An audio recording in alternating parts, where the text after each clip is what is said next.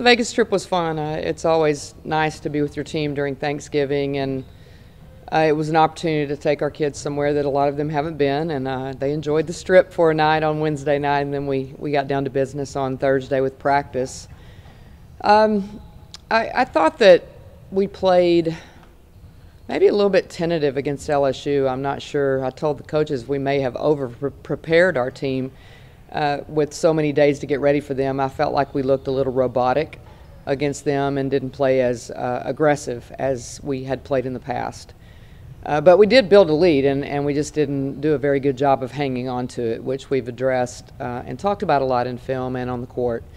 But then I thought we actually bounced back pretty well against Washington. Washington was a little bit tougher team actually to guard, and we were much better against them. And again, I think we're still addressing losing leads a little bit and maybe losing our enthusiasm and our intensity as games go along and we build a lead. It's been somewhat of a theme with our team this year, and we're going to get up against some teams that, first of all, we better understand their 40-minute games, and then if you do get a lead, they're not teams that you necessarily want to play around with. So I'm a little concerned by that, but I also have been trying to put in combinations that maybe some of that is on me because I'm putting some together that haven't played together.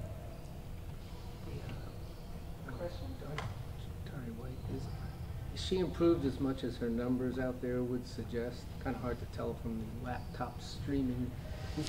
I mean, improved, I guess, is not really a word I would use for Jatari, just because this is our first glimpse of her, and it's her first minutes in 2 years. So improvement, maybe that's not the word I would look for. I'm pleased with the fact that she hadn't played in 2 years, and she's, it's her first opportunity to put on a Texas uniform. And I definitely, when you say improve, maybe you're thinking from the first game to the one that we're playing now. Yeah, there's getting shots up to the I think that was nerves. I think that she is starting to get her basketball legs back and starting to feel comfortable in our system and with her teammates and all of us coaching her. I mean, it's just one of those things where there's some apprehension until you get moving and you stop thinking about everything so much. She, I guess I haven't filled the role for Joyner, but how does she kind of help with Joyner's absence and some of the things that she's able to do for you guys right now? I think that, I mean, if I was thinking about who was filling roles, I would probably say that Jatari is somewhat filling what Kelsey did for us. I mean, Kelsey was a low post presence, and Kelsey rebounded, defended, and did a lot of the cerebral things that I feel like Jatari is able to do also. She thinks the game pretty well and has a pretty good understanding of scouting and those types of things just because of her maturity and her IQ.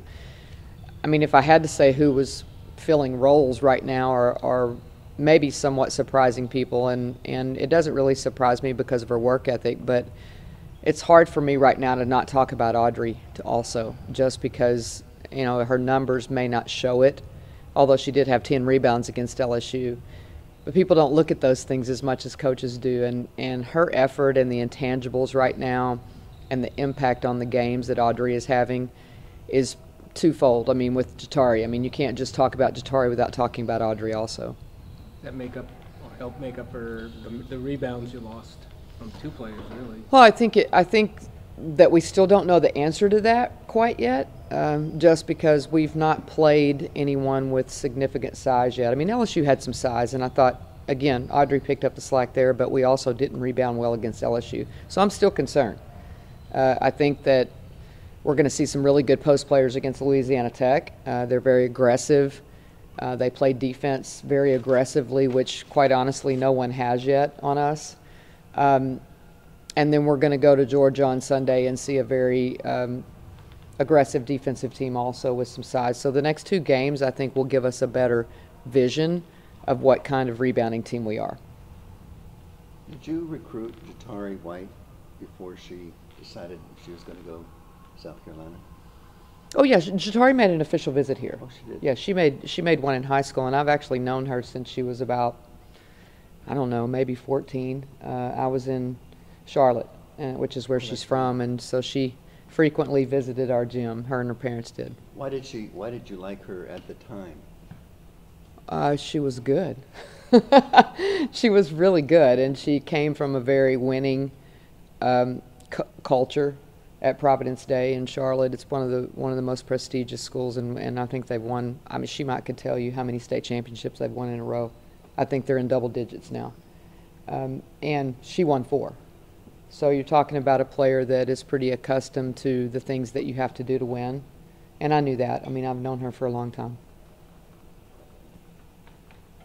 Did you get a chance to see Louisiana Tech, South Point? You know what our coaches did? They actually played right before us, and I watched Washington play, and then I had to go back and get the team at the hotel, so the coaches got a chance to glimpse at them a little bit, and we've got a lot of film, and I'm really, really impressed with what Brooke is doing. She's taken a very storied program and really very quickly, I think, getting them to buy into their culture and the way that they do things, and very quickly getting them to play really, really hard. I was very impressed with their competitive nature, how they defend, and the pressure that they put on you just because they push tempo and try to score. Is Ariel playing with a little more confidence in her offensive game right now? I think Ariel's just playing at a really high level in general. I made the comment in the film room yesterday that, she played really well and made some really big shots against LSU. And in the Washington game, if you look, again, a lot of people just will look at points. And if you looked at her points, you'd go, oh, Ariel didn't play very good. But she drew 3 charges, led our team in deflections, which is a big deal to me. And just her presence was amazing. So I think that what you're seeing in Ariel is that she's the Ariel that we all knew she was. I mean, she impacts every play of the game just about by the way that she plays it. Is she getting better? You think she's had a couple of foul trouble games? Is she getting better at avoiding that second and third one she than is. last year? She is. I mean, that was one of the things in the LSU game that bit us a little bit, is that she got the quick second foul against them. But I definitely think, just because her movement is so much better, she's so much more confident, as you said, in her ankle and in her body, that her balance and her stability is better, which I think helps her defensively. Is that the one thing that would prevent her from being an All-American, really? Just being able to stay on the court long enough? Because they do look Absolutely. at numbers. You could talk about charges taken and stuff. Somebody votes on that, they're looking at numbers. I mean, if she stays in foul trouble, yes. I mean, that's going to be a factor. And because not only, people get awards because their team does well. Yeah. And our team needs Ariel. They need Ariel on the court. I mean, it's just as simple as that. So, awards take care of themselves if your team accomplishes what they need to. And, we have to have Ariel on the court. Did you come away, Coach, I know you talked about before leaving for this trip that you were going to see some adversity and anxious to see how the kids would respond. Mm-hmm. You come away knowing who this team is now, or you still learning who this team is? I think we're still learning. We talked a little bit about that, just in a sense of, unfortunately, we kind of know who we are right now, which is a team that every now and then gets too comfortable with a lead, too comfortable maybe with how they're playing, and that 40-minute intensity. I'm not sure we've seen that yet, but I also think that's also a product of new players, a new front court that's trying to get to know each other. LaShawn being in the starting lineup and feeling a little bit different, and trying to figure out your rotation and who is it that you're going to be able to count on. What I found out in Vegas was really who's going to come off the bench ready to play. I thought Shug was really good against Washington. We need Shug to be Shug.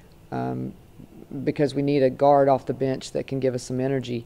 I also thought Jada Underwood established herself in the rotation. So what I figured, I kind of know what we're going to get from the starters now. I think what it is how do I figure out who's going to come off the bench and give us what we need. The only negative I saw from the box scores, it's so funny, was the fourth quarters. Is that a product of you just trying new things with new players? Or did it bother you at all that you gave up so many points in just that one quarter in both games? The LSU game, it bothered me a lot because I just didn't think that we were engaged enough to know the game plan. It was like they went out there and didn't know the tendencies of the other players, just didn't value defense at all. I just didn't think we valued transition defense, anything about it. And again, I mean, may have been my fault for mass subbing a little bit too early, but we had a 24-point lead. I feel pretty good about that in most situations, but I just didn't think that we paid attention to detail good enough.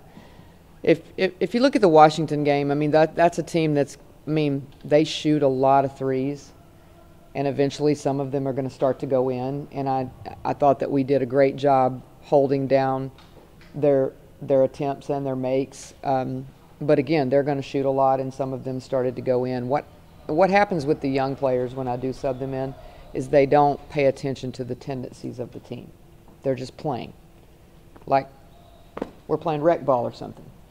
And tendencies are extremely important. So when a player that does something really, really good, someone subs in and they're guarding them and they're like, okay, you don't know what I do best, then that player is going to take advantage of that. And I think that's what we can learn from that. And I think that the best thing that came out of it was those were all teaching tools for the young players. If I can't put them in, then they're not going to learn anything because, unfortunately, the games gets their attention. This time, November, part of December, don't you almost have to do that to see Yes. who you can trust in conference or what? No question. Tennessee. There's absolutely no question. As I mentioned, Jada Underwood, she was one that I thought gave very valuable minutes.